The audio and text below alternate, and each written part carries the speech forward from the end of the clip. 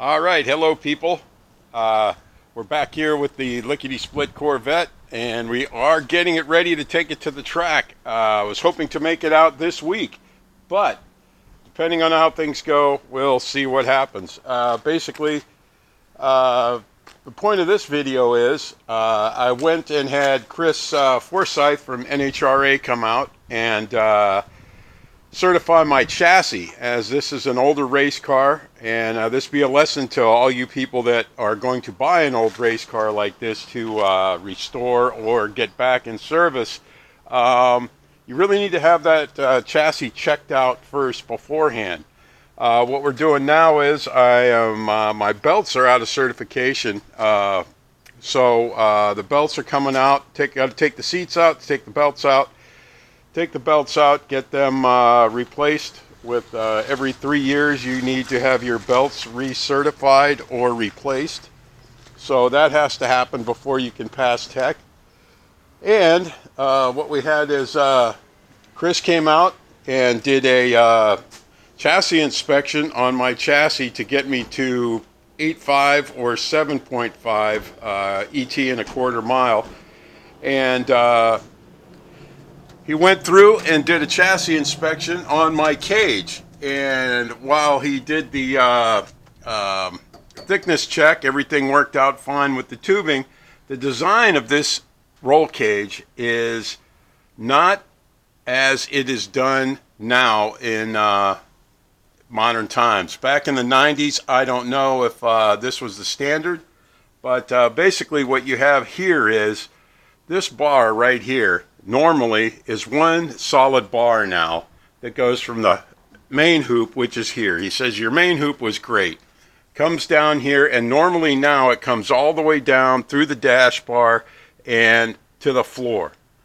This car was designed differently, where it has the main hoop, and then it has what this is basically a halo bar that goes around this way and goes across this way and down to the floor through like this.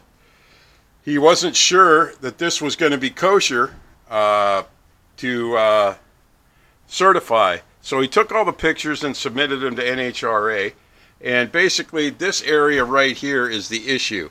This area here should be going straight down. This area right here, while it is structurally solid and strong, is not how proper cages to be designed in the 2019 era.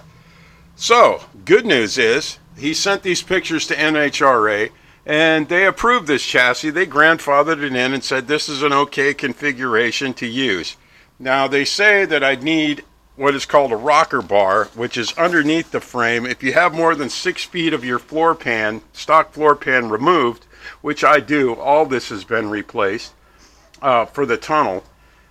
You need to have rocker bars. Now, I can't really get under there and show them to you with the exhaust that I have in the way, but there are rocker bars under here. I have to take it in this week and get some more photos of it, and that should do it. If it passes, I mean, if the rocker bars are correct, then this can get certified to, I believe, 850 and maybe 750. I'm not quite sure if it's going to be able to get down that far.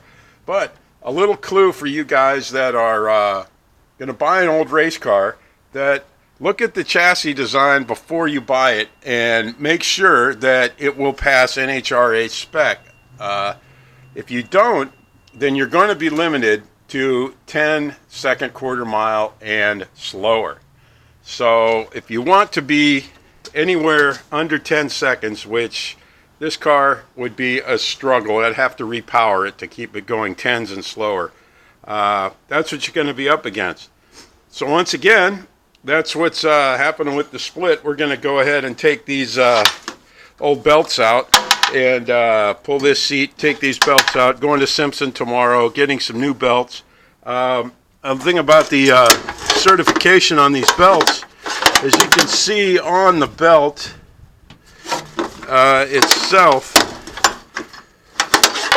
there is a cert tag right here, SFI certification tag, that has little holes on it that they stamp and tell you when the belt was purchased. This one is like May 97 is when these belts were purchased, so these are way far out of date.